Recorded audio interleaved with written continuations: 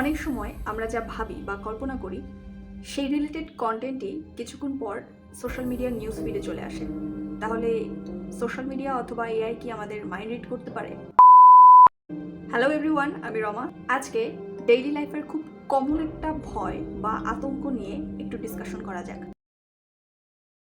Normally আমরা যা চিন্তা করি বা ভাবি সেই টাইপের কন্টেন্ট তার সোশ্যাল মিডিয়ার নিউজ ফিডে চলে আসে এবং একের পর এক ওই রিলেটেড কন্টেন্টই আমরা দেখতে পাই।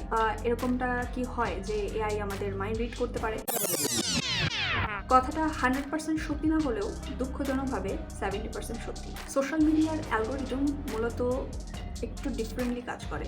যেমন সকালবেলা ঘুম থেকে ওঠার পরে আপনি কোন টাইপের কন্টেন্ট দেখছেন, পড়ছেন, রাতে ঘুমোতে যাওয়ার আগ পর্যন্ত আপনি কেমন টাইপের কন্টেন্টে অনেক বেশি সময় দিচ্ছেন অথবা কোন টাইপের পোস্টে আপনি অনেক বেশি ইন্টারেস্টেড, এই সমস্ত কিছু অ্যালগোরিদম আপনার আইডিটাকে অবজার্ভ করে, যার কারণে ওই রিলেটেড কন্টেন্টই সে বারবার নিউজ ফিডে এনে দেয়। ইনফ্যাক্ট আপনি আপনার ফ্রেন্ডস অ্যান্ড ফ্যামিলির সাথে কোন টাইপের টপিক নিয়ে কথা বলছেন, কী টাইপের টপিক নিয়ে আপনি রিসার্চ করছেন, এই সমস্ত কিছু আপনার সোশ্যাল মিডিয়া কন্ট্রোল করে। সুতরাং এটা আমরা বলতেই পারি যে আমরা টেকনোলজিকে কন্ট্রোল করছি না, টেকনোলজি আমাদেরকে কন্ট্রোল করছে।